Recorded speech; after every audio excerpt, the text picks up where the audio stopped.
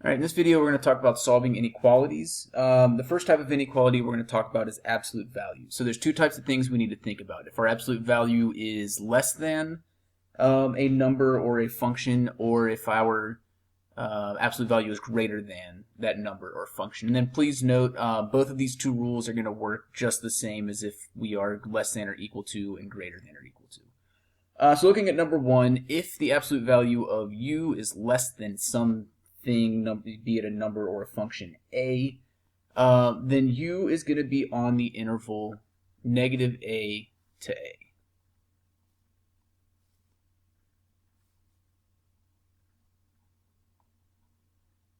So if we're less than, we're going to be between negative a and a. And what that means is the absolute value of u is less than a if and only if u falls between those two numbers. If we are greater than a, then we are going to be on the interval negative infinity to negative a, or a to infinity. I guess I could have put that other one down here. And again, that's going to mean that the absolute value of u is greater than a if and only if u is less than negative a or u is greater than a. So if we kind of look down here, we can see what's going on there graphically. So if we're thinking about this absolute value, and then here's our a, if our absolute value has to be greater than a, so it has to be above a, so we're looking here, that's going to be everything from negative infinity until we get to the point negative a, and then from a all the way up to the point, or all the way over to infinity. And if our absolute value has to be less than, so under this a, it's going to be everything in between the two intersection points. So graphically, that's what's going on. You can kind of see the two rules right there. Let's look at these things algebraically. We'll look at an example real quick. Solve the absolute value of 3x minus 2 is greater than or equal to 5. So what we want to look at is see that we have to be greater than or equal to. So according to the rules that we just saw, this is going to tell us that the absolute value part, the 3x minus 2, has to be greater than or equal to 5, or the absolute value part has to be less than or equal to negative 5. So now it's just a simple solving this thing out. So 3x is greater than or equal to 7, so x is greater than or equal to 7/3. Over here, 3x is going to be less than or equal to negative 3, so x has to be less than or equal to negative 1. So knowing the rules makes this really quick. If you don't remember these two rules, though, you're not out of luck. If you think about when we did absolute value equations, if we said this, if we started with that equation, we said that we needed to say 3x minus 2 equals 5, and the opposite of 3x minus 2 equals 5. Well, if we change these to greater than or equal to signs, we can solve these algebraically. This right here is exactly what we started with. But if we were to get rid of this negative sign, divide everything by negative 1, oops, I'm sorry, this wouldn't be negative 5 yet. I'm kind of jumping ahead.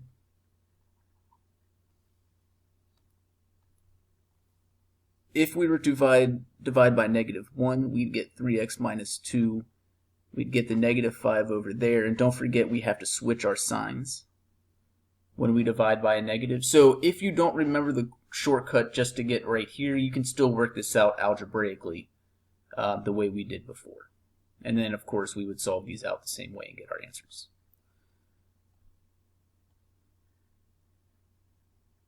So those would be our absolute value inequalities.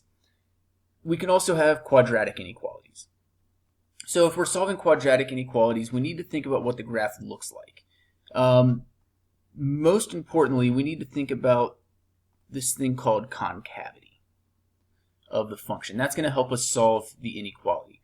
Concavity just means how does a graph open. So if a function looks like this, that's concave up. And if a graph opens like this, it's concave down. So concavity is going to be a really big component in calculus. So we're going to start using those words instead of opening up and opening down. We're going to say concave up and concave down. So what we want to think about first is let's just solve this as if it were an equation, not an inequality. So let's start with x squared minus x minus 12 equals 0. And let's solve this. So we can factor that out. We're going to get x minus 4, x plus 3. So we know that this is going to cross the x-axis at x equals negative 3 and x equals 4. So if we think about the graph,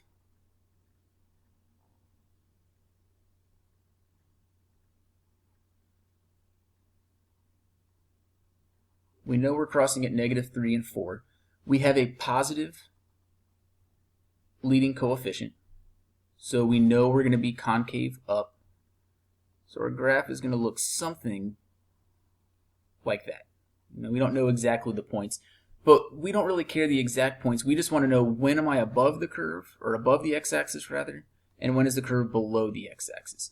So more particularly, we're trying to find greater than. So we're looking for when our function is above the x-axis, when we are positive, when we're greater than 0. So we're trying to find this red spot. So that's going to be everything from negative infinity to negative 3, or 4 to infinity. Or if you wanted to write it this way, we could say x is less than negative 3, and then x is greater than 4. So knowing what this looks like is going to help us figure out our answers, right? We know it's concave up. We know it hits the axis at those 2 points. So we're going to try to find when we're above. If the graph were concave down, the answer would be in between, right? If we had a graph that looks like this, and we wanted greater than, it would be this stuff here. So it would be in between the 2 points. So we have to know what it looks like, know the concavity, find our intersection points. Sometimes we're going to get a graph that we can't solve, right? I can't graph this, or I'm sorry, I can't solve that. I can't factor that. So what we're going to want to do is use our calculator. So if we pull up our calculator, let's move this over a little bit. If we pull up our calculator, it's going to be the same as trying to find zeros before. So what we're going to want to do is put this into y equals. We're going to want to put our function in. So x to the third, and make sure you get out of your exponent, plus 2x squared minus 1. So I'm going to hit zoom 6, put it on the standard viewing window, and see what happens. Now it's kind of hard to see what's going on right here. I don't know if I cross the axis twice, if I just touch the axis once, if I don't touch the axis at all. So I'm going to zoom in, I'm going to change my viewing window. If we're only trying to find when I'm above or below the axis, I really only need to look at a little window right here. So I'm going to change my viewing window from, let's say, negative 4 to 4 on each the x and the y axis. So that should zoom us in a little bit. And now we can see a little bit better that we do actually cross the axis right here. So what we're going to want to do is we're going to want to go into our second calc menu. We're trying to find zeros, right? We're trying to find where we cross the axis. We'll find this one together, and then in the interest of time, I'm going to leave the rest of it up to you. So remember, left bound means we want this little blinking light here to be to the left of this x value. So I'm going to hit left a few times to move that over. Alright, so now I'm to the left of this x value, hit enter. Right bound means go to the right. So now I'm to the right of that x value, so hit enter. And then guess is actually kind of important because we have two zeros real close to each other. So we want to make sure we're closer to the one we're trying to find. Hit enter, and then we get this weird value here, negative 1.618. We're going to try to get in the habit of using 3 decimal places because that's how many we're going to need in calculus. So we know, since we're trying to find where we are greater than 0, we're going to start at negative 6 or 1.618, go to whatever this x value is, and then also from this x value to infinity. But in the interest of time, I'm going to leave those other zeros up to you, and then we'll see you in the next video.